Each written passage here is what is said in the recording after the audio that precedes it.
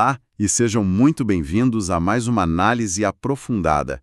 Hoje nós vamos analisar uma pilha de comentários teológicos e também registros históricos para entender um dos momentos mais tensos dos relatos evangélicos. A nossa missão neste estudo é examinar os versículos de João 18, do 19 ao 24, que tratam do primeiro interrogatório de Jesus. E o que torna essa passagem fascinante é que, em uma leitura rápida, ela parece apenas um detalhe de transição, sabe? Um momento entre a prisão no Getsêmani e o julgamento definitivo perante Pôncio Pilatos. Mas quando examinamos as evidências históricas com cuidado, percebemos que esse momento carrega um peso jurídico formidável. Com certeza.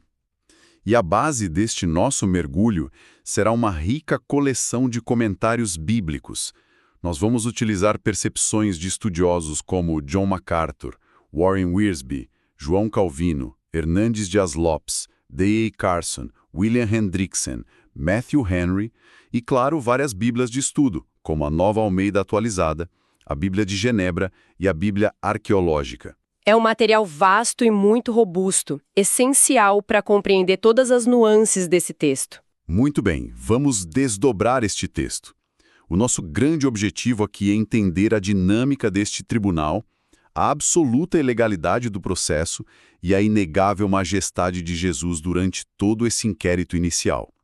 Precisamos, antes de mais nada, situar quem nos escuta neste cenário histórico. Jesus acaba de ser preso e é levado na calada da noite para uma residência particular, a casa de Anás. O que é fascinante aqui é o contexto político por trás dessa figura de Anás, que é fundamental para compreender o que realmente estava acontecendo.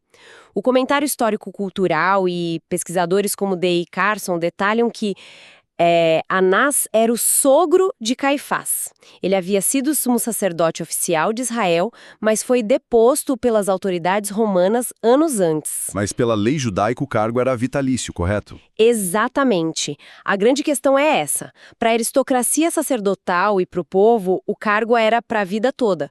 Portanto, Anás ainda era o líder legítimo. Ele operava quase como um grande articulador ali nos bastidores de Jerusalém. Caifás usava o título oficial e lidava com o Império Romano, mas o verdadeiro prestígio e o poder de decisão repousavam firmemente nas mãos de Anás. Isso lança uma luz impressionante sobre o motivo de os guardas terem levado Jesus primeiro para a casa de Anás, e não diretamente para Caifás. Era ele quem dava as cartas. Lendo as anotações sobre as leis da época, fica muito claro que esse cenário inteiro violava todos os protocolos de justiça que o próprio Sinédrio havia estabelecido. O nível de infração legal dessa noite choca os estudiosos do direito antigo. As autoridades judaicas se orgulhavam de sua legislação que, teoricamente, era desenhada para proteger o réu de acusações falsas.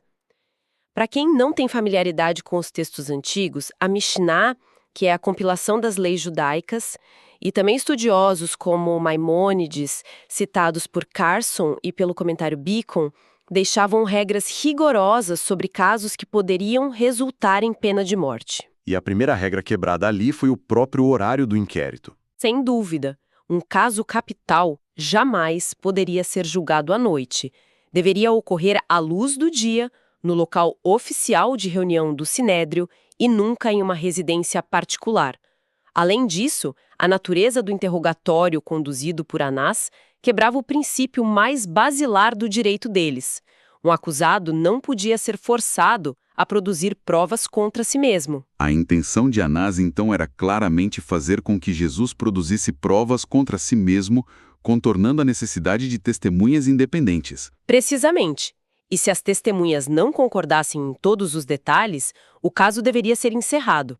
Ao interrogar Jesus diretamente dessa forma, Anás tentava forçar uma autocriminação, burlando todo o sistema legal que ele, como líder espiritual, deveria proteger. Para dar a dimensão exata do desgaste imposto ao Salvador naquela noite, o comentário do estudioso William Hendrickson detalha o quadro completo desses julgamentos.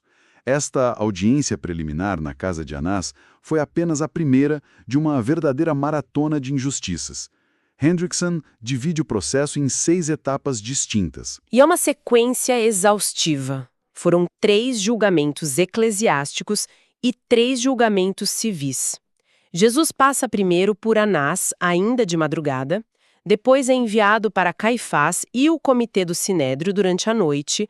Ao raiar do dia, ocorre um terceiro julgamento religioso apenas para dar uma aparência de legalidade. Uma formalidade vazia. E depois vêm os julgamentos civis perante as autoridades romanas e locais. Isso mesmo.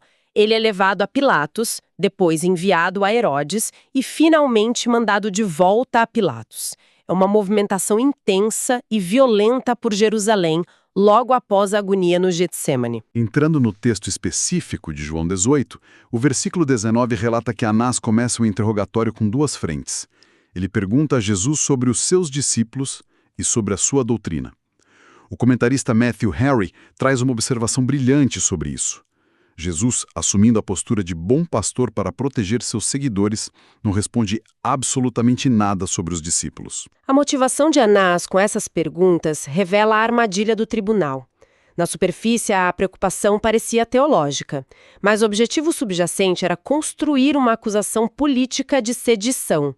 O Império Romano não se importaria com disputas sobre a lei judaica, mas Pilatos certamente reagiria a uma acusação de rebelião contra César. Por isso, o interesse em saber quem eram os discípulos e o que planejavam. Aqui é onde o cenário fica realmente interessante. A resposta de Jesus, no versículo 20, é uma aula de integridade. Ele afirma: "Falei abertamente ao mundo, ensinei continuamente nas sinagogas e no templo, onde todos os judeus se reúnem, e nada disse em oculto." O comentário Beacon ressalta um aspecto muito importante nessa declaração. O termo grego usado para abertamente é parresia, que significa franqueza, clareza e ausência de medo. O contexto cultural do primeiro século era cheio de religiões de mistério e seitas políticas que mantinham conhecimentos secretos. A doutrina de Cristo rejeita categoricamente essa prática obscura. A Bíblia de Estudo Nova Almeida Atualizada, a NAA, faz uma conexão profunda dessa resposta com as palavras de Deus no livro de Isaías, capítulo 45, versículo 19, onde o Senhor afirma que não falou em segredo, nem em lugar escuro da terra. Jesus mostra que seu ministério é a luz, projetada para todos, não um complô nas sombras. E essa transparência cria a base para a inversão de papéis que acontece em seguida. No versículo 21, Jesus pede testemunhas. "Por que me interrogas? Pergunta aos que ouviram o que lhes falei." Como pontuado por Hernandes Dias Lopes e D.A. Carson, Jesus não está sendo ríspido ou desrespeitoso. Ele está exigindo um julgamento justo. Exatamente, ele expõe a hipocrisia do inquérito. De investigado, ele passa a ser o acusador da ilegalidade do processo. A dinâmica de poder muda. Jesus aponta para a própria lei que Anás deveria cumprir e diz que, se há acusação, as testemunhas devem ser trazidas. A clareza irrefutável desse argumento provoca uma reação imediata. O versículo 22 descreve que um guarda deu uma bofetada em Jesus. A Bíblia arqueológica esclarece que foi um golpe com a mão aberta. O comentário de William MacDonald contextualiza que essa agressão ocorreu exatamente porque a lógica de Jesus era perfeita e incontestável. Como não podiam acusá-lo de mentir, nem refutar a verdade de suas palavras, o tribunal apelou para a violência física. É o recurso final de uma autoridade corrupta quando fica sem saída argumentativa. Lendo as notas de D.A. Carson, encontramos um paralelo fascinante que enriquece a nossa compreensão da postura de Cristo. Carson compara a reação de Jesus à reação do apóstolo Paulo em Atos capítulo 23, quando Paulo também foi agredido diante do sumo sacerdote. Ele chama o sumo sacerdote de parede branqueada. Mas logo depois, quando alertado sobre quem ele havia ofendido, Paulo pede desculpas por insultar a autoridade. Jesus age de forma completamente diferente. Ele não insulta, mas também não pede desculpas. Sim, porque ele não tinha do que se desculpar. A resposta de Jesus no versículo 23 repreende a agressão, exigindo que a verdade seja provada. Se falei mal, dá testemunho do mal, mas se falei bem, por que me feres? Ele mantém a exigência da justiça sem perder o domínio próprio em nenhum momento. Então, com todo esse pano de fundo esclarecido, O que tudo isso significa para nós? Como os estudiosos aplicam essa postura de Jesus para a vida contemporânea? E o senso de justiça. A postura de Jesus nos ensina que suportar aflições e injustiças com paciência não significa abandonar a defesa da verdade ou ser conivente com o erro. A mansidão não é sinônimo de passividade ou covardia. O cristão é chamado a abrir mão da vingança pessoal, mas possui o dever ético de expor a injustiça e requerer que a verdade prevaleça, assim como Jesus fez. D.A. Carson traz muita lucidez ao tratar do ensinamento de dar a outra face. Ele esclarece que dar a outra face condena a retaliação maliciosa e o ódio interpessoal, mas não é um mandamento para adotar uma postura de covardia ou ser conivente com o mal estrutural e o abuso de autoridade. Jesus suportou a afronta por um propósito redentor maior, mas deixou um testemunho firme de que a verdade objetiva é mais importante do que a submissão cega a um processo ilegal. Ele não revidou com força física, mas sua palavra cortou a hipocrisia do tribunal. Exatamente. A verdadeira mansidão possui uma força moral inquebrável. Ela suporta o sofrimento, mas jamais silencia a verdade diante daqueles que pervertem a justiça. Para recapitularmos o que extraímos deste estudo hoje, vimos a anatomia de um julgamento fraudulento e noturno. Constatamos a integridade da doutrina pública de Cristo.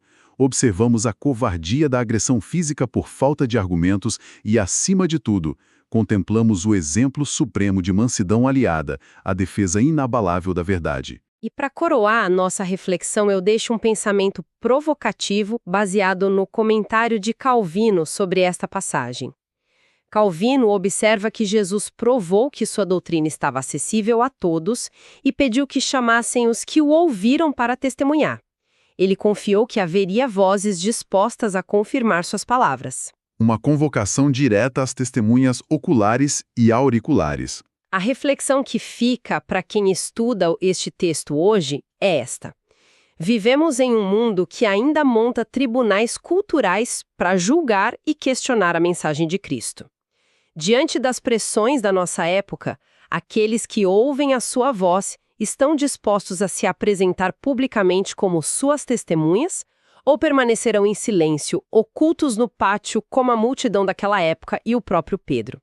A verdade ainda exige testemunhas corajosas. Uma reflexão profunda e extremamente necessária para examinarmos nossos próprios corações. Agradecemos imensamente a companhia de quem acompanhou este mergulho nas Escrituras conosco. Nosso desejo é que o estudo diligente da palavra continue transformando vidas e mentes. Fica o nosso convite caloroso para nossa próxima análise aprofundada, onde continuaremos investigando os tesouros do texto bíblico. Um grande abraço e até lá!